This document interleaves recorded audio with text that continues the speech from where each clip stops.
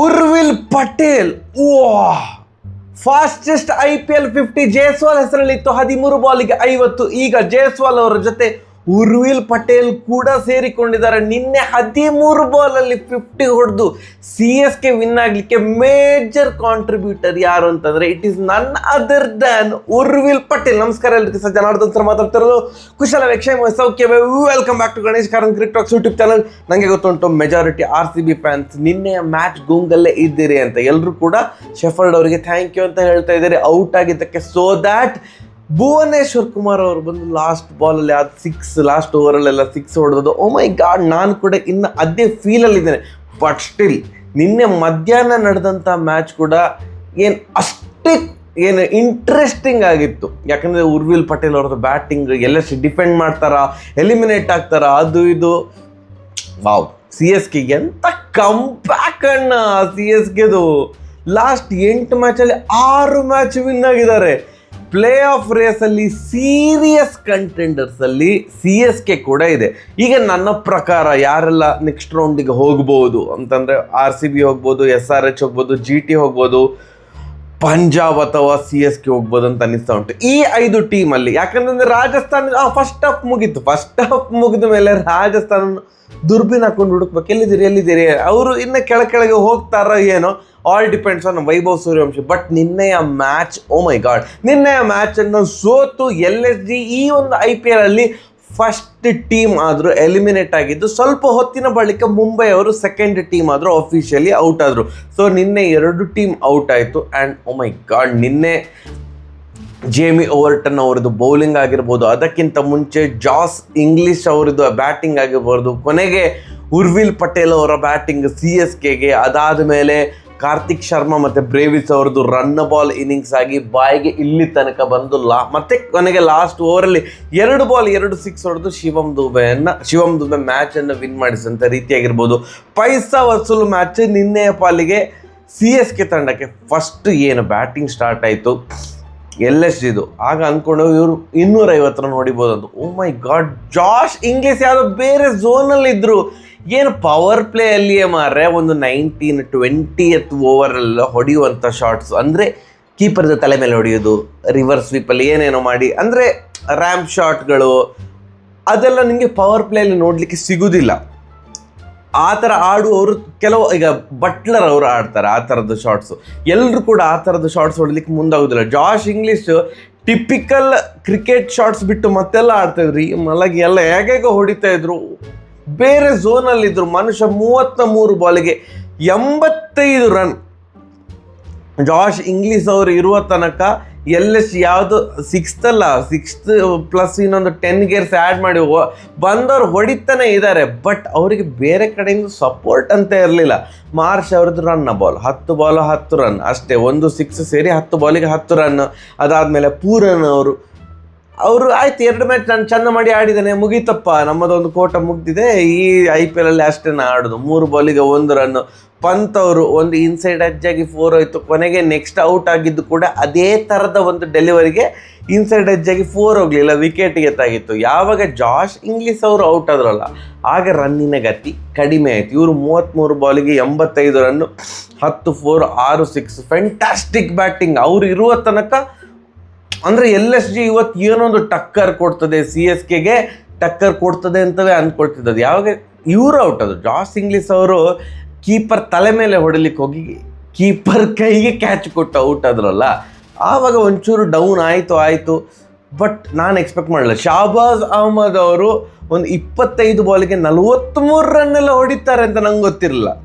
ಒಳ್ಳೆ ಕ್ರಿಕೆಟರ್ ಇದೆಲ್ಲ ಹೇಳ್ತಿದ್ದೆವು. ಬಟ್ ಪರವಾಗಿಲ್ಲ ಮಾರ, 25 ಬಾಲಿಗೆ 43, ಒಂದು ಫಿನಿಶಿಂಗ್ ಟಚ್ ಕೊಟ್ಟದು 3 4 3 6. ಅವರ ದೆಸೆಯಿಂದ, ಅವರ ಕಾರಣದಿಂದ LSG 200ರ ಗಡಿ ದಾಟಿತ್ತಿಲ್ಲ, ಇಲ್ಲದ್ರೆ ದಾಟ್ತಾ ಇರಲಿಲ್ಲ. ಫಸ್ಟ್ 6 ಓವರಿಗೆ 91 ರನ್ ಹೊಡೆದು ಕೊನೆಗೆ 203 ಅಂತ ನೋಡಿದಾಗ ಅಯ್ಯ ಇಷ್ಟಯ್ಯ ಅಂತ ಅನ್ನಿಸ್ಬೋದು. ಬಟ್ 1 ಪಾಯಿಂಟ್ ಆಫ್ ಟೈಮಲ್ಲಿ ಇವರು 180 ಸಹ ಹೊಡೆಯೋದಿಲ್ಲ ಅಂತ ಅನ್ನಿಸ್ತಾ ಇತ್ತು. ಯಾಕಂದರೆ ಎಲ್ಲ ಎಕ್ಸ್ಪೀರಿಯನ್ಸ್ ಪ್ಲೇಯರ್ಸ್ ಎಲ್ಲ ಔಟ್ ಆಗಿ ಆಗಿತ್ತು. ಮುಕುಲ್ ಚೌಧರಿ ಅವರನ್ನು ಕೂರಿಸಿದ್ದಾರೆ ಬೆಂಚಲ್ಲಿ, ಬದೋನಿ ಅವರನ್ನು ಕೂರಿಸಿದ್ದಾರೆ, ಅಬ್ದುಲ್ ಸಮದ್ ಅವರು ಇಲ್ಲ. ಸೊ ಇವ್ರು 180 ಸಹ ಹೊಡೆಯೋದಿಲ್ಲ ಮ್ಯಾರೆ ಅಂತ ಅಂದ್ಕೊಳ್ಳೋದು. ಬಟ್ ಇದೇನೋ ಶಾಬಾಜ್ ಅಹ್ಮದ್ ಅವರು ಒಳ್ಳೆ ಮಾಡಿ ಆಡಿ 203ರ ತನಕ ಹೋಯಿತು. ಅದಾದ್ಮೇಲೆ ಉಂಟಲ್ಲ CSKಯ ಪೂರ್ತಿ ಬ್ಯಾಟಿಂಗ್ ಅಲ್ಲಿ ಆ ಒಂದು ವೈಭವ ನಮ್ಗೆ ನೋಡ್ಲಿಕ್ಕೆ ಸಿಕ್ಕಿದ್ದು ಉರ್ವಿಲ್ ಪಟೇಲ್ ಅವ್ರದ್ದು. ಸ್ಯಾಮ್ಸನ್ ಅವರು ಏನು 200 ಸ್ಟ್ರೈಕ್ ರೇಟಲ್ಲಿ ಏನು ದಿಗ್ವೇಶ್ ರಾತಿ ಅವರಿಗೆ 1 4 1 6 ಹೊಡೆದ್ರು, ನೆಕ್ಸ್ಟ್ ಬಾಲ್ ಬೋಲ್ಡ್ ಆದರು, 14 ಬಾಲ್ಗೆ 28 ರನ್. ಅದಾದಮೇಲೆ ಏನು ಬಂದಂಥ ಉರ್ವಿಲ್ ಪಟೇಲ್ ಫಸ್ಟ್ 1 ಬಾಲಿಗೆ 1 ರನ್, ಸರಿ, ನೆಕ್ಸ್ಟ್ 5 ಬಾಲ್ 5 6, ಏನು ಗ್ರೌಂಡ್ ಇದು ಮೂಲೆಗೆ ಯಾವುದು ಅಲಕ್ ಬುಲಕ್ ಶಾಟ್ ಅಲ್ಲ, ಯಾವುದು ಚಿಕ್ಕ 6 ಅಲ್ಲ, ಫ್ಲಾಟ್ 6 ಕೂಡ ಹೋಗಿದ್ರು ಕೂಡ ಒಂದು ಫ್ಲಾಟ್ 6 ಹೋಗಿದೆ, ಟೈಮಿಂಗ್ 100ಗೆ 100, 5 ಬಾಲ್ 5 6 ಹೊಡೆದ್ರು.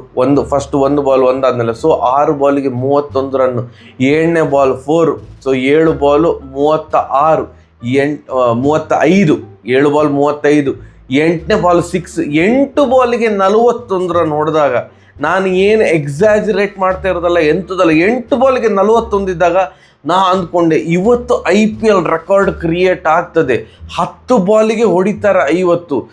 ಇದು ಅಂದರೆ ವಾವಲ್ಲಿ ವಾವ್, 10 ಬಾಲಿಗೆ 50 ಎಲ್ಲ ನಂಗಂತೂ ಗೊತ್ತಿಲ್ಲ, ಯಾರು ಹೊಡೆದದ್ದು ಗೊತ್ತಿಲ್ಲ. IPL ಅಂತೂ ಯಾರು ಹೊಡೆದಿಲ್ಲ ಬಿಡಿ, ನಮಗೆ 12 ಬಾಲಿಗೆ 50 ಏನು ಯುವರಾಜ್ ಸಿಂಗ್ ಹೊಡೆದದ್ದೇ ಅದು ಅಲ್ಟಿಮೇಟು.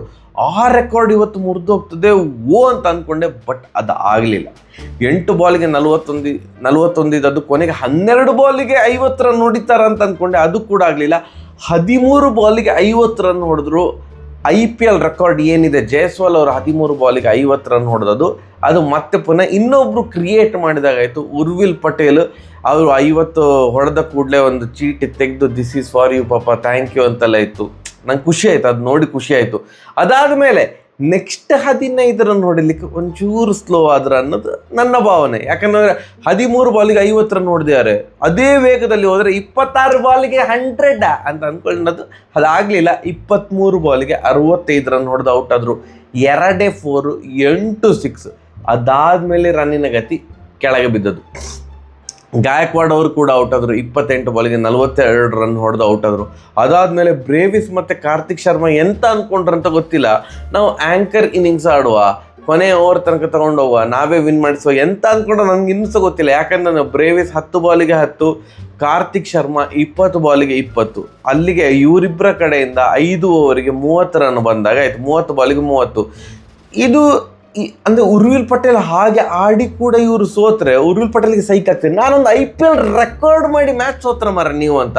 ಹಾಗೆ ಆಗದಾಗಿ ನೋಡಿಕೊಂಡದ್ದು ಕೊನೆಗೆ ದೂಬೆ ಮತ್ತು ಪ್ರಶಾಂತ್ ವೀರ್ ಲಕ್ಕಿ ಅಂತ ಕೂಡ ನಾನು ಭಾವಿಸ್ತೇನೆ. ಯಾಕಂತಂದರೆ ಒಂದು ದಿಗ್ವೇಶ್ ರಾತಿ ಅವರು ಕ್ಯಾಚ್ ಬಿಟ್ಟರು, ಅದಾದಮೇಲೆ ಪೂರನ್ ಅವರು ಕ್ಯಾಚ್ ಬಿಟ್ಟರು. ಕ್ರೂಷಿಯಲ್ ಟೈಮಲ್ಲಿ ಕ್ಯಾಚ್ ಬಿಟ್ಟರೆ ಮತ್ತೆ ಎಂತಾಗ್ತದೆ, ಮ್ಯಾಚ್ ಸೋಲ್ತೀರಿ. ಪ್ರಶಾಂತ್ ವೀರ್ 12 ಬಾಲಿಗೆ 18 ರನ್, 2 6 ಹೊಡೆದ್ರು. ಕೊನೆಗೆ ಲಾಸ್ಟ್ ಓವರಿಗೆ 9 ರನ್ ಬೇಕಿತ್ತು. ಸ್ಟ್ರೈಕಲ್ಲಿದ್ದ ಶಿವಮ್ ದೂಬೆ ಬಾಲ್ ಹಾಕ್ಲಿಕ್ಕೆ ಬಂದದ್ದು ಮಾರ್ಕ್ರಮ್. ಸ್ಪಿನ್ನರ್ ಅವರನ್ನು ಕಂಡ್ರೆ ಶಿವಮ್ ದೂಬೆ ಅವರು ಬಿಡ್ತಾರ. 2 ಬಾಲಿಗೆ 2 6, CSK ವಿನ್. ಈ ಒಂದು ಗೆಲುವಿನೊಂದಿಗೆ CSK ಈಗ ಪಾಯಿಂಟ್ಸ್ ಟೇಬಲಲ್ಲಿ 5ನೇ ಪ್ಲೇಸಲ್ಲಿದೆ. 1 ಪಾಯಿಂಟ್ ಆಫ್ ಟೈಮಲ್ಲಿ ಲಾಸ್ಟ್ ಪ್ಲೇಸಲ್ಲಿ ಇದ್ದಂಥ ತಂಡ CSK. ಫಸ್ಟ್ 3 ಮ್ಯಾಚ್ ಹೀನಾಯವಾಗಿ ಸೋತಿದ್ರು, ಅಲ್ಲಿಂದ ಕಮ್ಬ್ಯಾಕ್ ಮಾಡಿ ಈಗ 5ನೇ ಪ್ಲೇಸಿಗೆ ಬಂದಿದ್ದಾರೆ. ರಾಜಸ್ಥಾನ 6ನೇ ಪ್ಲೇಸಿಗೆ ತಳ್ಳಲ್ಪಟ್ಟಿದ್ದಾರೆ. ಈಗ ಪ್ಲೇ ಆಫ್ ರೇಸಲ್ಲಿ CSK ಈಸ್ ಸೀರಿಯಸ್ ಕಂಟೆಂಡರ್. ಅಲಕ್ ಬುಲಕ್ ಆಗಿ ಬಂದಿರೋದಲ್ಲ, ವಿತ್ ಎಫರ್ಟ್ ಬಂದಿರೋದು. ಓವರ್ಟನ್ ಅವ್ರನ್ನ ಈ ಮೂಲಕ CSK ಅವ್ರು ನೆನೆಸ್ಕೊಳ್ಬೇಕು. ಯಾಕಂತಂದರೆ ಓವರ್ಟನ್ ಅವರು ಈ ಒಂದು CSK ಕ್ಯಾಂಪೇನಲ್ಲಿ, ಈ ಒಂದು ಸೀಸನಲ್ಲಿ ಕನ್ಸಿಸ್ಟೆಂಟಾಗಿ ಪರ್ಫಾರ್ಮ್ ಮಾಡಿದ್ದಾರೆ ಬೌಲಿಂಗ್ ಯೂನಿಟಲ್ಲಿ. ಓವರ್ಟನ್ ಆಗಿರ್ಬೋದು, ಈವನ್ ಕಂಬೋಜ್ ಆಗಿರ್ಬೋದು, ಅವರಿಬ್ಬರು ಕನ್ಸಿಸ್ಟೆಂಟಾಗಿ ಪರ್ಫಾರ್ಮ್ ಮಾಡಿದ್ದಾರೆ. ಇವರದು ಗಾಯಗಳಿಗೆ ಕೊರತೆಯೇ ಇರಲಿಲ್ಲ. ಏನು IPL ಶುರುವಾಗುವಾಗಲೇ ಎಲ್ಲಿಸ್ ಅವರು ಔಟ್ ಆಗಿದ್ರು ಗಾಯದಿಂದ, ಧೋನಿ ಅವರು ಇನ್ನೂ ಕೂಡ ರಿಕವರ್ ಆಗಲಿಲ್ಲ, ಖಲೀಲ್ ಅಹ್ಮದ್ ಅವರು ಇಂಜುರಿಯಿಂದ ಔಟ್ ಆದರು IPL ಇಂದ, ಆಯುಷ್ ಮಾತ್ರೆ ಅವರು ಔಟ್ ಆದರು IPL ಇಂದ.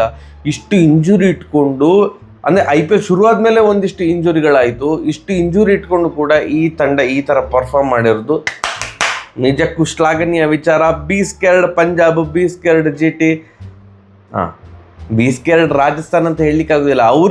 ಅವರಾಗೆ ತಲೆಗೆ ಚಪ್ಪಡಿಕಲ್ ಹಾಕ್ಕೊಳ್ತಾ ಇದ್ದಾರೆ. ಇವ್ರದ್ದು ಸೆಕೆಂಡ್ ಹಾಫ್ ಬಂದು ಕೂಡ ಅವ್ರದ್ದು ಆಟ ಮರೆ ಆಗ್ತದೆ. ಸೊ ನಾನು ಬಿ ಸ್ಕೇರ್ಡ್ RR ಅಂತ ಹೇಳಲಿಕ್ಕಾಗೋದಿಲ್ಲ. But still you never know, Vaibhav Suryavanshi ಎಂಥವ್ರು ಚಮತ್ಕಾರ ಮಾಡಿದ್ರು ಮಾಡ್ಬೋದು. Super happy for CSK. Congratulations. ಇವತ್ತು ನೈಟ್ ಸಿಗುವ. ನಮಸ್ಕಾರ.